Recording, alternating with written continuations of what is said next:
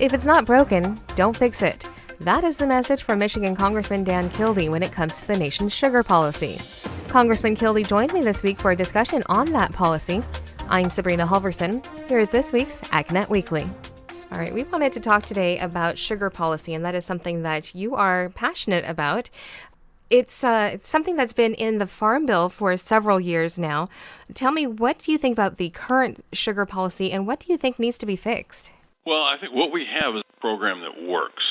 We have a system right now that ensures that domestically grown sugar is sold into markets before we allow for competition to come from offshore. This kind of protection allows American sugar growers to not have to face unfair competition from state-subsidized sugar that is grown often using workers in dangerous working conditions.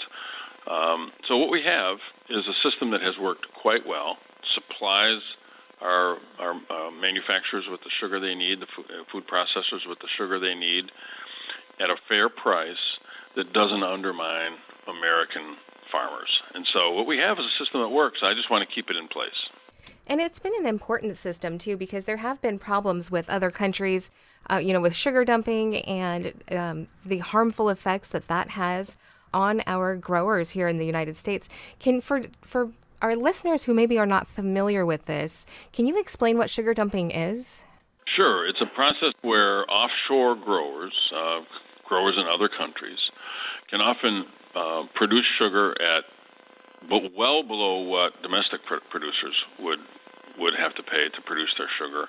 And sometimes even below their own production costs, they'll dump sugar into a market with the idea of forcing control of that market to go to them. And then, of course, they have control and they can continue to have access to that market and charge whatever they would like. So it's a way to force our growers out of the market so that they can take market share from us. The really difficult aspect of this is that those countries that are involved in dumping are the very countries that have no environmental standards, that have no labor standards. I visited the Dominican Republic last year, for example, specifically to look at the sugar industry there. And I saw the closest thing to slave labor that I've ever seen. I mean, these are very often in Dominican Republic, Haitian workers with no paperwork and no ability to speak for themselves who are, I think, exploited. And to my way of thinking, it's not what the American consumer would want to know that they were supporting if, in fact, we did not have a sugar program that put American growers first.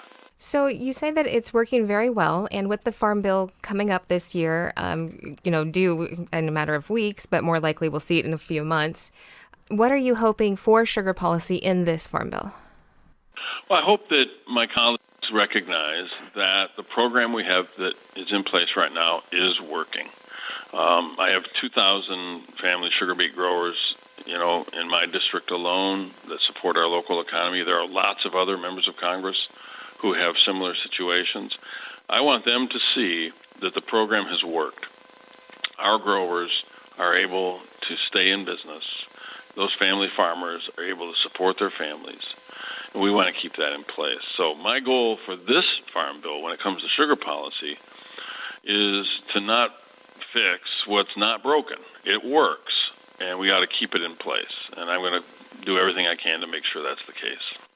And a focus with the Farm Bill, and, frankly, even in my part of the industry, which is ag news, we hear so much about other crops, about the corn and the soybean and wheat, and not so much about sugar. I mean, we even hear more, I think, about our specialty crops than we do about our sugar crops.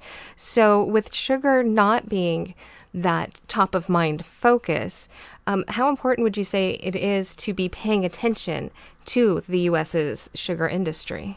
It is very important. And I think one of the reasons we don't hear a lot about it is that the program that we have designed works. We don't see big disruptions when it comes to access to quality product made by American growers.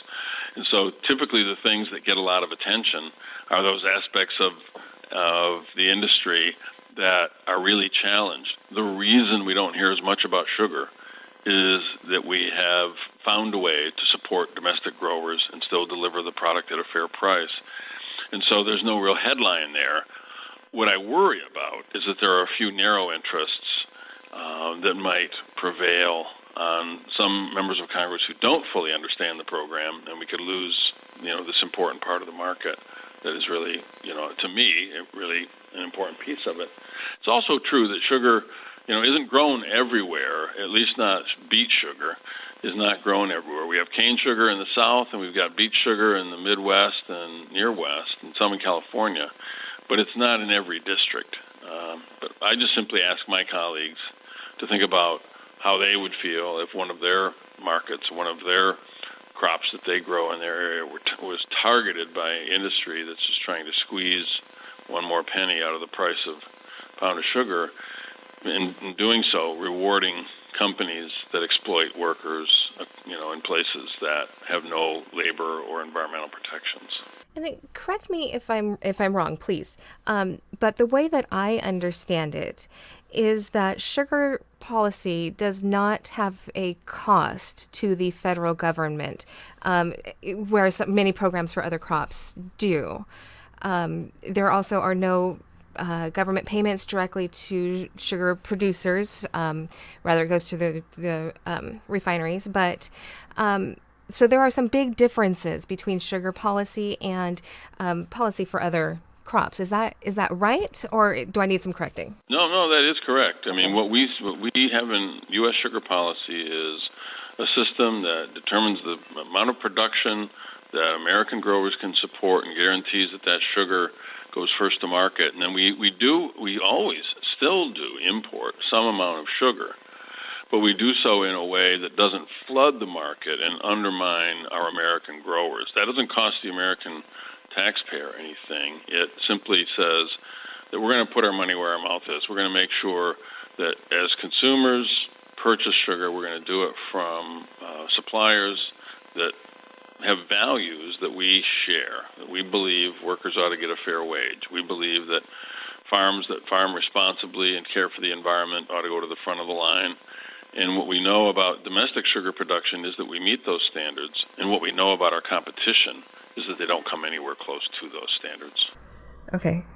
I remember back in 2013, I think it was, when there was a problem with sugar dumping, and I think it was Mexico at that time with the sugar dumping, and what a problem that was causing for our industry.